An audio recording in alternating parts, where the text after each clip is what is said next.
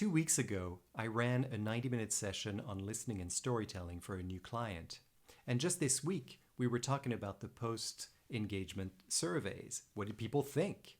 And he told me that this was a 2-day conference, and our 90-minute session was the most highly rated session of the entire 2-day virtual conference. And so I asked him, well, why do you think that is? What do the surveys show?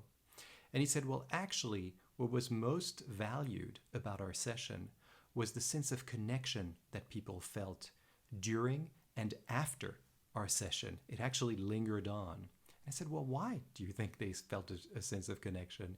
And he said to me, well, it was the way that you led these sessions, where you got people to listen to one another and to share stories of their experiences that connected them to their organization and to one another, right? So they had to actually think about what was it about these services, these products that they sell, this organization's culture and values that give them a sense of connection. What is in their experiences, their lives, that connects them to their organization? And he said the other thing that it was is that the way you actually conducted this was through a lot of breakout groups. And of course, often when you work remotely and you attend conferences like this, you're sort of a spectator. You don't get to do a lot of work yourself.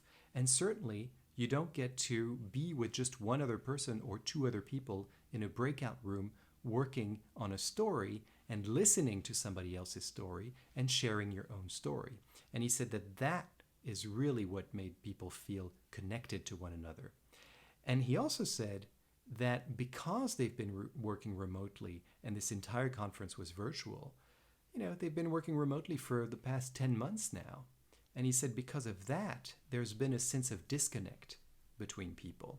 And so this really worked to get people to feel that sense of belonging again, that they may have felt more if they'd been in an office for the last year. So I encourage you to think about how you create a sense of connection in your teams now that everyone is working remotely, and to think about the role of listening and storytelling, and of course, to ask us questions if you have any.